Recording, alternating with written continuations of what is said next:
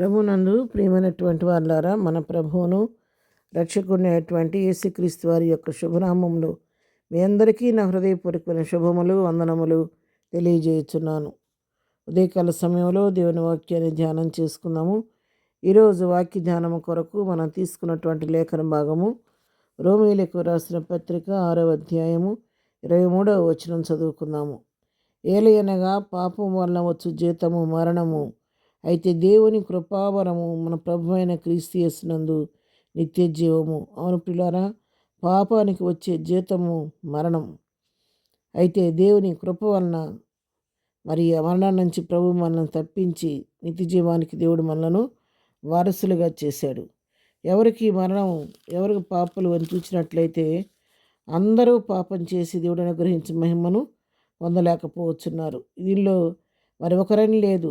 రోమీయులకు రాసిన పత్రిక 3వ అధ్యాయం 23వ వచనం మనం చదువుకుంటే ఏ భేదమునూ లేదు, అందరూ పాపం చేసి దేవుడు అనుగ్రహించే మహిమను పొందలేకపోతున్నారు. ఎవ్వరితో ఒకరు ఏమీ ఎగ్జంప్షన్ లేదు, అందరూ పాపం చేసి దేవుడు అనుగ్రహించే మహిమను పొందలేకపోతున్నారు. 3వ అధ్యాయం 11వ వచనం కూడా మనం చదువుకుంటే నీతివంతుడు లేడు, ఒక్కడనూ లేడు, గ్రహించేవాడెవడనూ లేడు, దేవుని వెదకవాడు ఎవడనూ లేడు, అందరూ త్రోవ తప్పి ఏకముగా పనికిమాలిన వారైరి, మెల్లి చేయవాడు లేడు, ఒక్కడైనను లేడు. ఇక్కడ కూడా దేవుని వాక్యం సెలవిస్తూ ఉంది, నీతిమంతుడు ఒక్కడ కూడా లేడు. ఎంత వెతికినా చూద్దామన్నా ఒక్కడ కూడా, అందరూ త్రోవ తప్పిపోయి మరి మేలు చేయవాడు లేడు.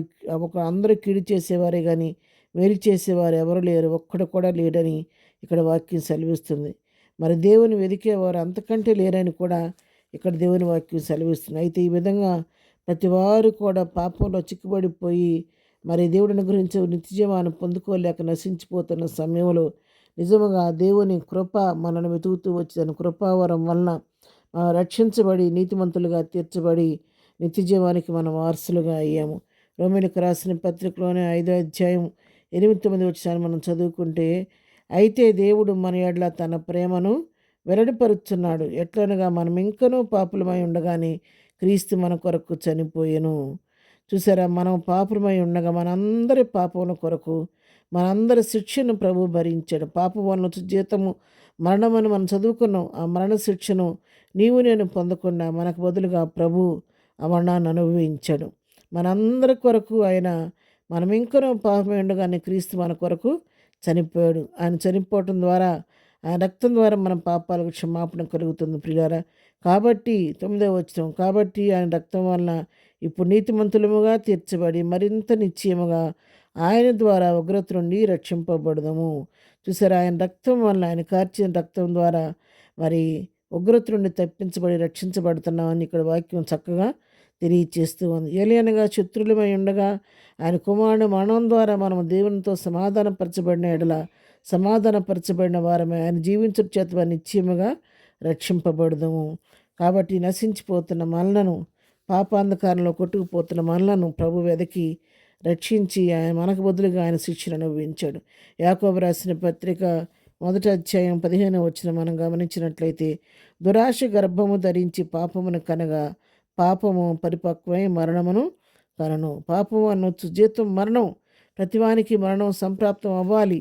ఎవరు ఏ భేదం అనేది, అందరూ పాపం చేసారు, అందరూ మరణం అవ్వవలసిందే. కానీ నా యొక్క మరణ శిక్షను ప్రభు సిలువలో పొంది మరి నీపైన నాపైనటువంటి ఆ యొక్క మరణ శిక్షను ఆయన కొట్టివేసి మనకు బదులుగా ఆయన బలియాగం అయిపోయి చివరి రక్త బిందు వరకు ఆ కలువరి శిలువలో నీ కొరకు నా కొరకు కార్చి తిరిగి లేచి పునరుద్ధానుడై తండ్రి వద్దకు వెళ్ళాడు.